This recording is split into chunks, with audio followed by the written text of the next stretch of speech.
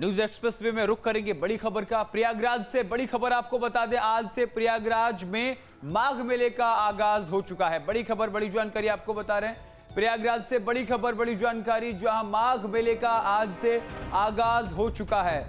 आस्था और श्रद्धा की डुबकी प्रयागराज में लगाई जा रही है। ये बड़ी खबर, बड़ी जानकारी अपने दर्शकों तक पहुंचा रहे हैं। आज से माघ मेले का आगाज हो चुका है। अपने दर्शकों को बता दें कि आज पौष पूर्णिमा का महास्नान है और संगम तट पर श्रद्धालुओं की भारी भीड़ देखने को मिल रही है। सुरक्षा को लेकर के भी प्रशासन अलर्ट मोड में है। 15 फरवरी तक ये माघ मेला चलाया जाएगा। संगम तट पर 15 करोड़ श्रद्धालुओं के आने की उम्मीद जताई जा रही है। आपको बता दें कि प्रयागराज में 13 किलोमीटर लंबा घाट बनाया गया है और घाटों को लेकर के सुरक्षा के दृष्टिकोण से या फिर तमाम दृष्टिकोण से उसको देखा जाए तो पूरी तरीके से व्यवस्थित किया गया है और श्रद्धालुओं के आने और जाने से लेकर तमाम व्यवस्थाएं वहां पर जो है प्रशासन ने चाक चौबंद की हुई है। प्रयागराज में हुए महाकुंभ के बाद अब एक बार फिर से प्रयागराज में कुछ वैसी ही रौनक देखने को मिलेगी। ग्राफिक के जरिए आपको बताएंगे। दरअसल 3 जनवरी से 15 फरवरी तक ये माघ मेला चलेगा। 12 से 15 करोड़ श्रद्धालुओं के आने की संभावना इस माघ मेले में जताई जा रही है। 800 हेक्टेयर में ये माघ मेला क्षेत्र फैला हुआ है। माघ मेले के लिए घाटों की 50% निगरानी बढ़ाई गई है। आपको बता दें कि घाटों की 50% बढ़ाई गई है। आपको ये भी बता दें कि निगरानी के लिए 450 सीसीटीवी कैमरे लगाए गए हैं। एसडीआरएफ और एनडीआरएफ की टीमों को वह तैनात किया गया है। सुरक्षा के दृष्टिकोण से श्रद्धालुओं की सुविधा के लिए 42 पार्किंग बनाई गई हैं। प्रमुख स्नान पर कोई भी वीआईपी प्रोटोकॉल लागू नहीं होगा। मुख्यमंत्री योगी आदित्यनाथ ने साफ निर्देश दिए हैं कि जब शाही स्नान या फिर प्रमुख स्नान होगा, प्रमुख स्नान के दौरान किसी का कोई भी वीआईपी प्रोटोकॉल यहां लागू नहीं होगा। यानी कि सभी लोग आम श्रद्धालुओं की तरह संगम में डुबकी लगाएंगे। यानी कि जो संगम नदी है वहां पर जो घाट बने हुए हैं वो सबके लिए एक जैसे रहेंगे। किसी के लिए भी कोई अतिरिक्त व्यवस्था नहीं होगी। संगम रोज पर जाएं और स्नान करें। इसी खबर पर विस्तार जानकारी के साथ संवाददाता मानवेंद्र प्रयागराज से हमारे साथ जुड़ रहे हैं। मानवेंद्र, देखिए, महाकुंभ में हमने देखा किस तरीके से प्रयागराज में श्रद्धा का सैलाब उमड़ा। अब एक बार फिर माघ मेला आज से आगाज हो चुका है। श्रद्धा की डुबकी लोग वहां लगाने के लिए पहुंच रहे हैं। आज पहला दिन है। किस तरीके से श्रद्धा का सैलाब नजर आ रहा है मानवेंद्र?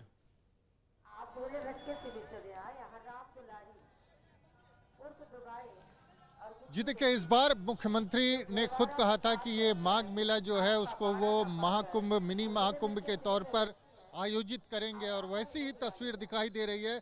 आज पौष पूर्णिमा है, 3 जनवरी है और पौष पूर्णिमा को कभी इस तरह की रौनक और इस तरह की भीड़ नहीं दिखाई देती थी।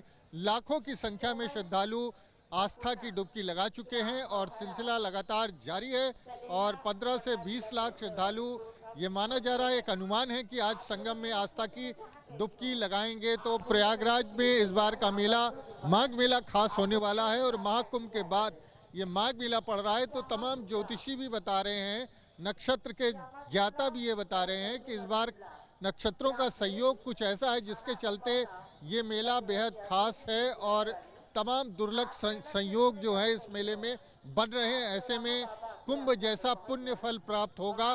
तो एक तो नक्षत्रीय जो एक दृष्टिकोण है उससे ये बेहद खास हो जाता है। दूसरी तरफ उत्तर प्रदेश सरकार चाहती है कि इस मेले के कैनवास को, माघ मेला चूंकि हर साल आयोजित होता है, इसको और बड़ा किया जाए। पर्यटन के दृष्टिकोण से अगर बात करें तो उत्तर प्रदेश को जो आय होती है उसमें बड़ी आय, अगर हम बात करें तो उत्तर प्रदेश जो है इस साल 2025 की बात करें, बीते साल पर्यटन के मामले में नंबर 1 था। सबसे अधिक पर्यटन उत्तर प्रदेश में आए थे और इस लिहाज से इस कंटिन्यूटी को आगे भी बनाए रखने के लिए जो माघ मेला है उसको और बड़े पैमाने पर और ज़्यादा सुविधाओं के साथ कुंभ की तर्ज पर सरकार आयोजित कर रही है। तमाम जो व्यवस्थाएं हैं, घाटों से लेकर के जो सड़कें हैं और दूसरी सुविधाएं हैं, वो सारी कुंभ के स्तर की हैं। और अगर हम बात करें तो जिस तरह से यहाँ पर लोगों का उत्साह भी देखने को मिल रहा है, तो एक तरह से कह सकते हैं उसका असर भी देखने को मिल रहा है। लोग तमाम बाहर से तमाम लोग आ रहे हैं। आप जी। लोग कहाँ से आए हुए हैं? हम लोग यही इलाहाबाद के ही हैं। अच्छा, आप लोगों ने स्नान ट्राई करते हैं यही संगम घाट पे। स्नान हो गया आपका? हाँ हो गया। आज इतनी ठंड है, आप लोगों को क्या पुण्य फल मिला आज यहाँ स्नान करने? बस ये एक आस्था थी कि पहले दिन का आज स्नान था और करना था, तो इस वजह से हम लोग भी आके और यहाँ पे स्नान किए। आप बताएंगे, आपने भी स्नान? हम तो यहाँ सिर्फ सेवा कर रहे हैं। आप बताइए, आपको क्या लगता है क्यों स्नान करने आते हैं? पुण्य मिले इस वजह से। तो आगे अभी और भी स्नान है, उसमें भी आएंगे? हाँ बिल्कुल आएंगे। किस तरह की व्यवस्थाएं हैं, आयोजन किस तरह की? आयोजन तो बहुत अच्छा है। मतलब महाकुंभ के टाइम पे बहुत ज़्यादा भीड़ थी, मगर इस बार उतना भीड़ नहीं दिख रहा है। मतलब हर चीज़ की व्यवस्था है, कोई वीआईपी व्यवस्था नहीं है, सब नॉर्मल है, सबके लिए एकदम इक्वल है। सारी चीजें अच्छी दिखाई दी। जी बिल्कुल, काफ़ी अच्छा मतलब क्या बोलते हैं व्यवस्था हुआ है। आप बताएंगे? हाँ, व्यवस्था मैनेजमेंट पहले जैसे कुंभ था, कुंभ के जो मैनेजमेंट था उसमें काफ़ी अभी इम्प्रूवमेंट बहुत हुए हैं। कुंभ में तो 66 करोड़ लोग आए थे, कुंभ से तुलना नहीं की जा सकती, लेकिन जितनी व्यवस्था है वो कैसी है?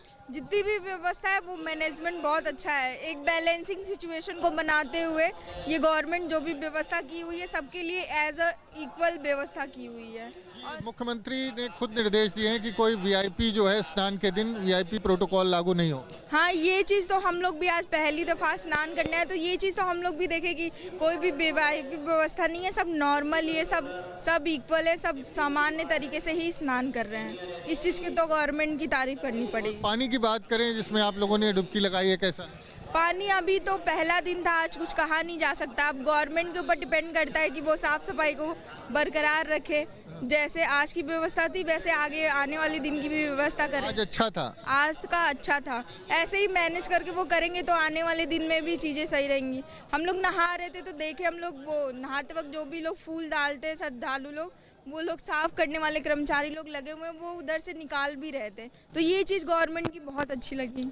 जी बिल्कुल, तो गवर्नमेंट की तरफ से जो इंतज़ाम किए गए हैं उससे लोग खुश हैं। लोगों का कहना है कि सरकार ने साफ़ सफाई से लेकर के हर तरह के इंतज़ाम किए हैं।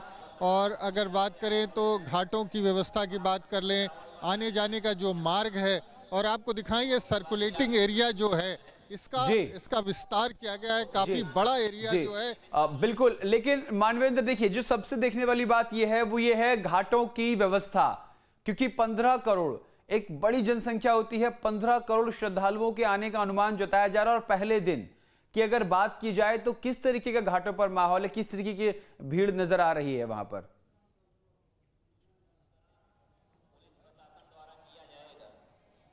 जी देखिए, सारे घाट जो यहाँ से नजर जा रही है, हम संगम नोस पर मौजूद हैं। सारे घाटों पर लोगों की भारी भीड़ दिखाई दे रही है। सभी घाटों पर लोग स्नान कर रहे हैं और लगातार लोग आ रहे हैं और जा रहे हैं। जितने लोग स्नान करने अंदर जा रहे हैं उतने लोग बाहर भी आ रहे हैं। तो व्यवस्थाएं उस हिसाब से की गई हैं कि घाट में आने जाने का जो प्रमुख स्थान है, खासकर अगर हम गंगा, यमुना और सरस्वती के संगम की बात करें तो जो एरिया संगम नोस कहलाता है वहाँ पर ये बड़ा सर्कुलेटिंग एरिया बनाया गया है। सुरक्षा के तमाम इंतज़ाम किए गए हैं। एटीएस एसटीएफ के कमांडोज को मैदान में उतारा गया है। साथ ही 5000 के करीब पुलिस और पीएससी के जवान तैनात किए गए हैं। तमाम जो हाईटेक इंतज़ाम है, सीसीटीवी से लेकर के वो सारी चीज़ें बनाई गई है। कंट्रोल रूम, कंट्रोल टावर बनाया गया है और जो संभव इंतजाम बिल्कुल मानवेंद्र, प्रशासन ने अपनी तरफ से कोई भी कोर कसर नहीं छोड़ी है। सरकार का मुख्य उद्देश्य है माघ मेले को सफल आयोजन बनाना। उसके लिए सरकार ने बहुत अच्छे से तैयारी की, जिस तरीके से आपने रिपोर्ट में दिखाया। बहुत बहुत शुक्रिया मानवेंद्र तमाम जानकारी के लिए।